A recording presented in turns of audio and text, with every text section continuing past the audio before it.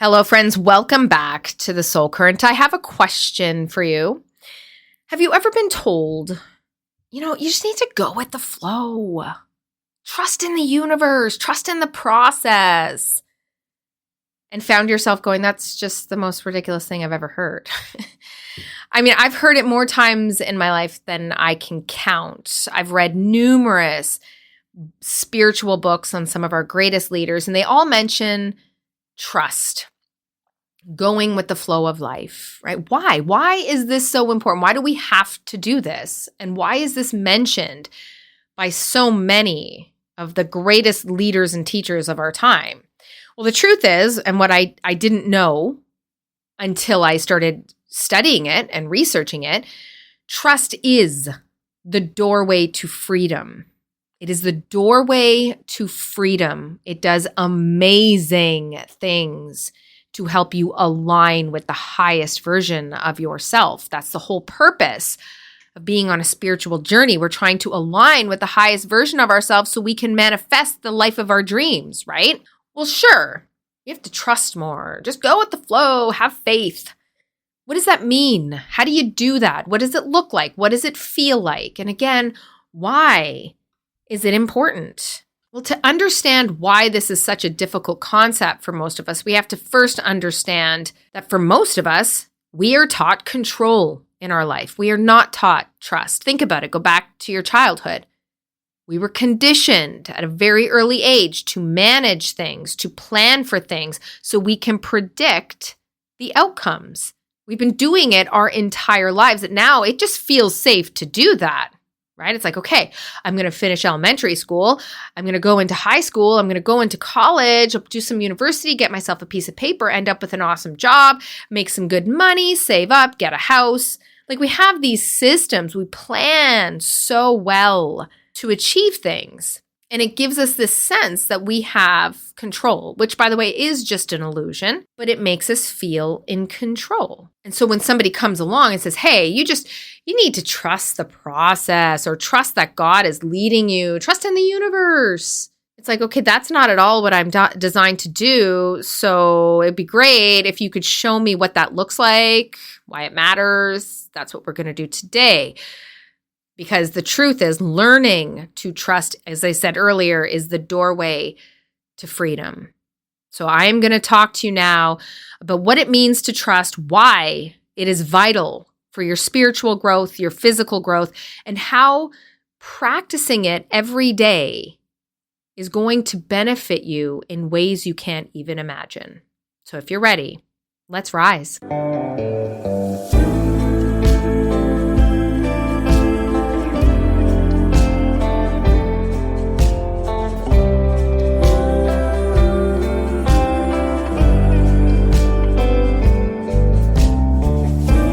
Talk about why trust feels so challenging. There are people in the world, I'm sure you've heard them, that are like, you know what? Don't trust that. You can't trust anyone in this world. You trust yourself and only yourself. People have been raised with that mentality. Many people have. Some people believe if you want something done right, you have to do it yourself.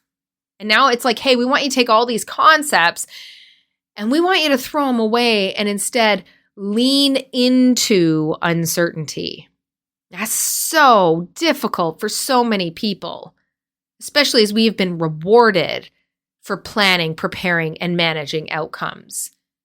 We work hard, we get an advancement at work, we make more money. There's always these rewards.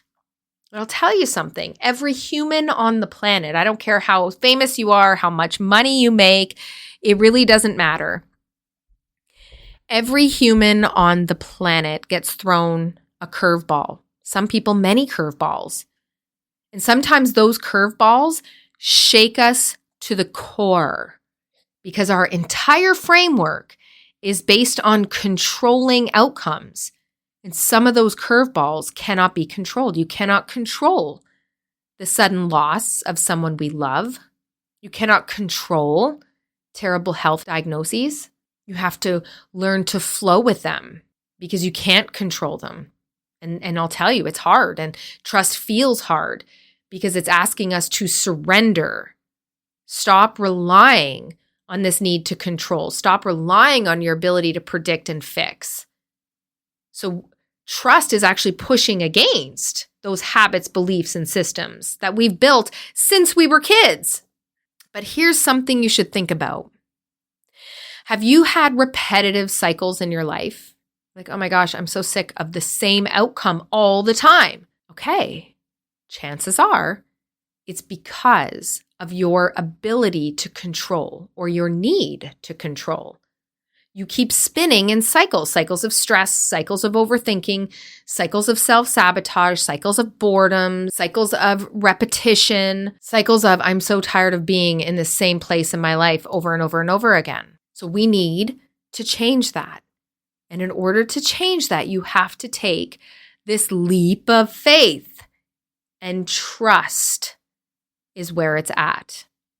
Learning trust, it's not about ignoring reality. Just want to say that. It's not about abandoning responsibility. So if you've lost your job, say, hey, I'm just going to trust in the process and lay on the couch and play video games and do nothing, and somebody's going to knock on my door and offer me a job, is not trust. That's avoidance.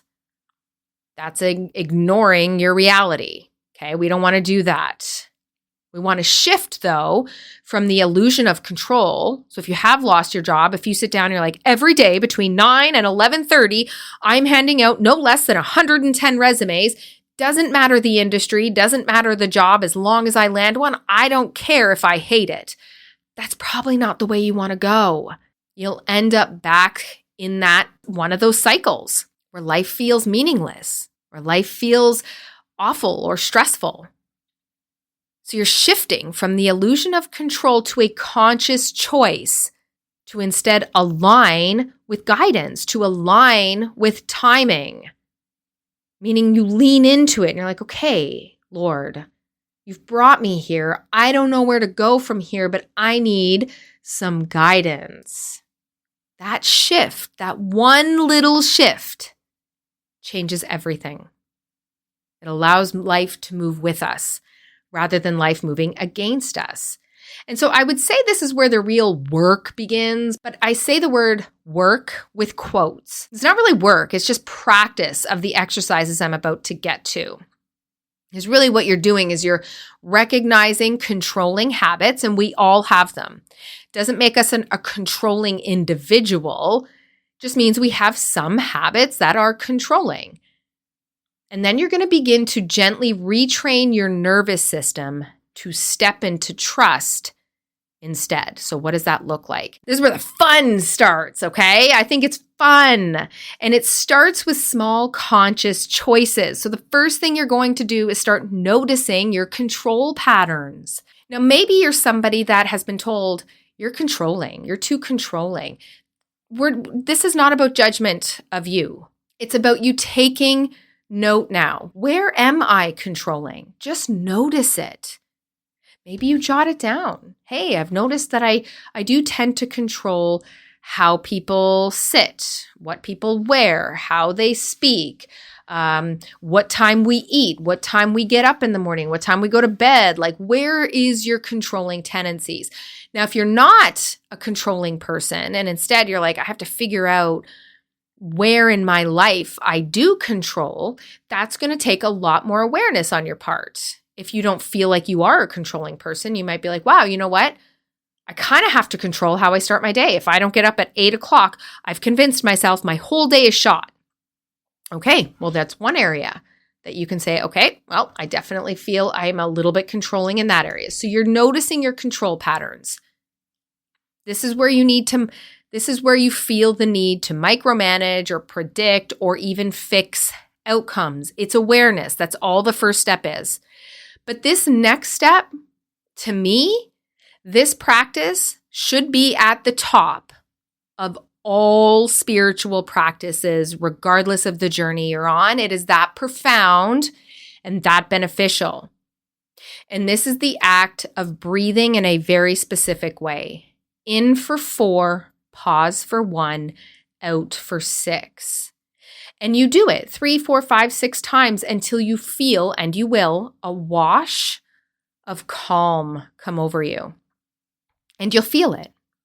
Why is that important? Because that practice is teaching your nervous system to relax. It signals to your nervous system, hey, it's time to relax.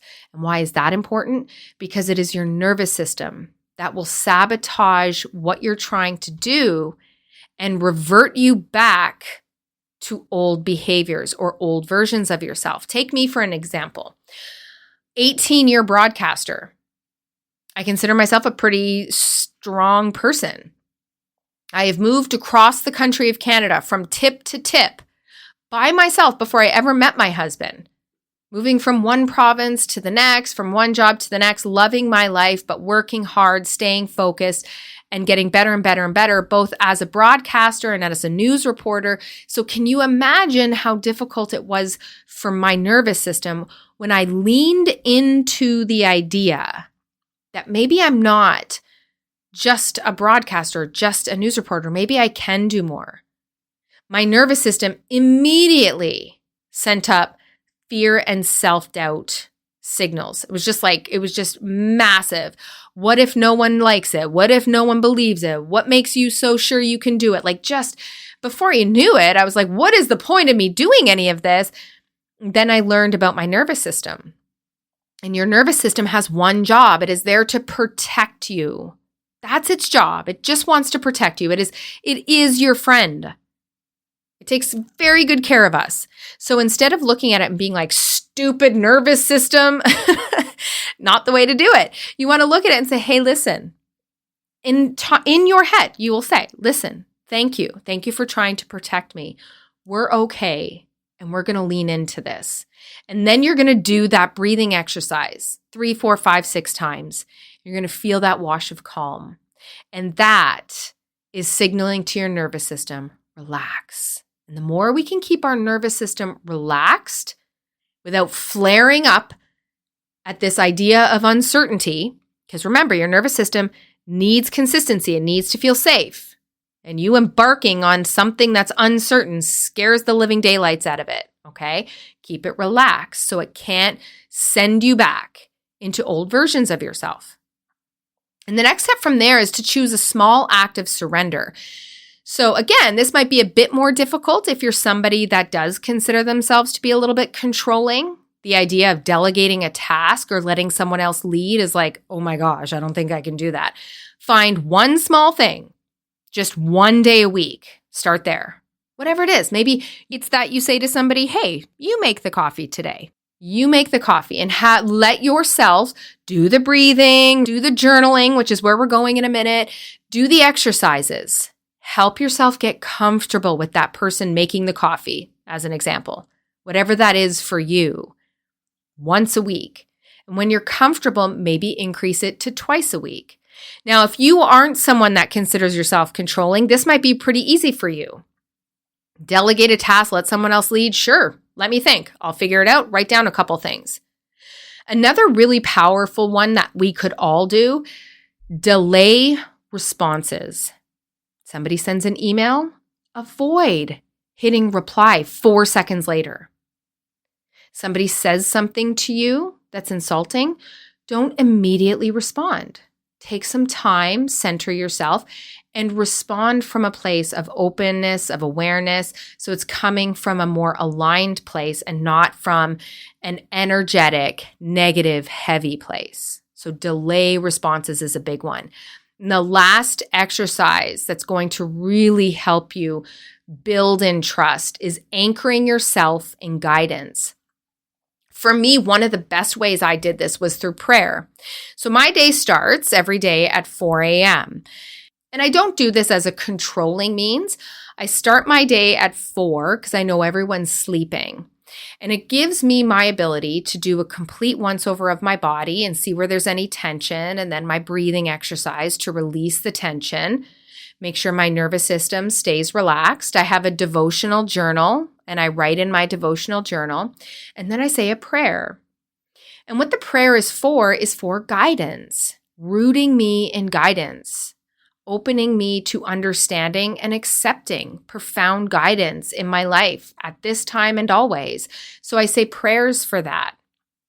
And that way, when I start my day, I'm starting my day from a place of calm. and not of a place of like, oh my gosh, I got to get up and get going. So for me, that worked as a way to root myself in guidance. But you might prefer meditation instead. Meditation's great. Up on my YouTube channel, Soul Current Podcast with Lisa D, I have a guided meditation section. They're short. Some are 8, some are 10 minutes. And the guided meditation is designed to help you open yourself up to guidance, to root yourself in guidance and really connect with it. And you can do it anywhere. You can do it at home. You can do it at work. You can do it on your lunch break. It's super easy. Maybe you want to journal.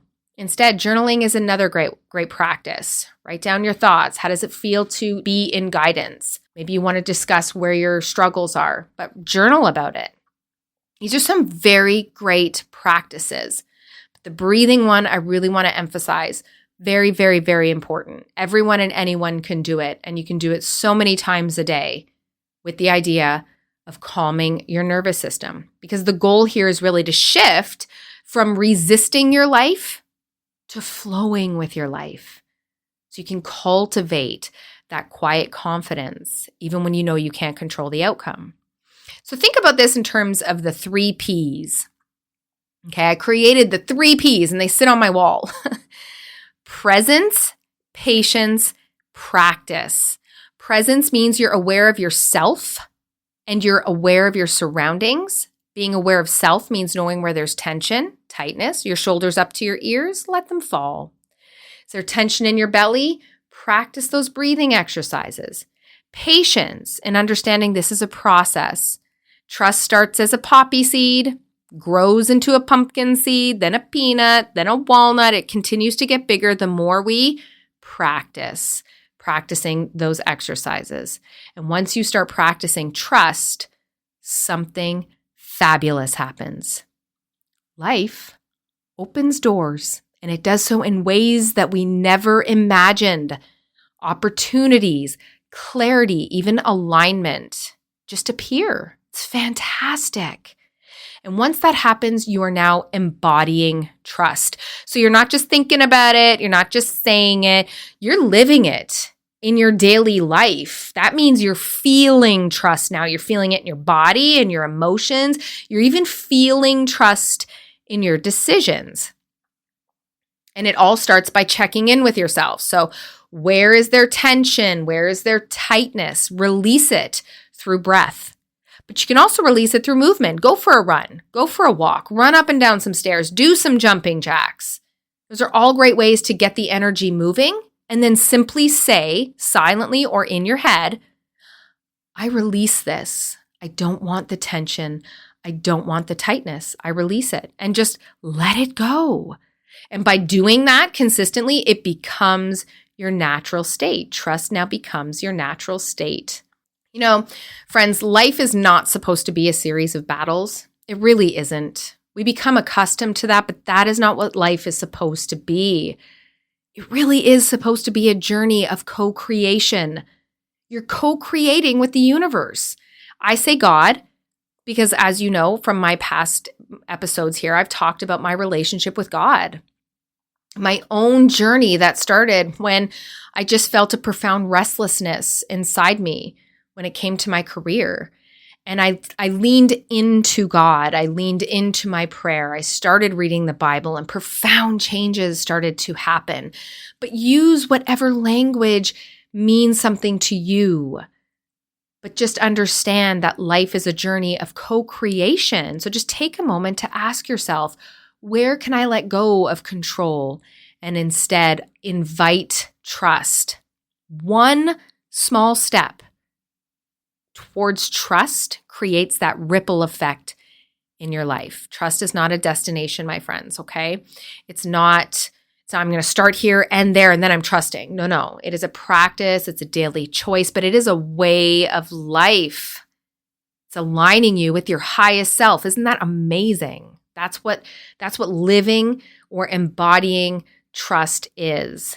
You were made to flow. We were not made to fight. Once you get there, life just opens up in magical ways. So let's rise together, embrace trust. Let's step forward together. Till we talk again, please keep practicing, keep breathing for sure. and keep rising. Till next time, friends.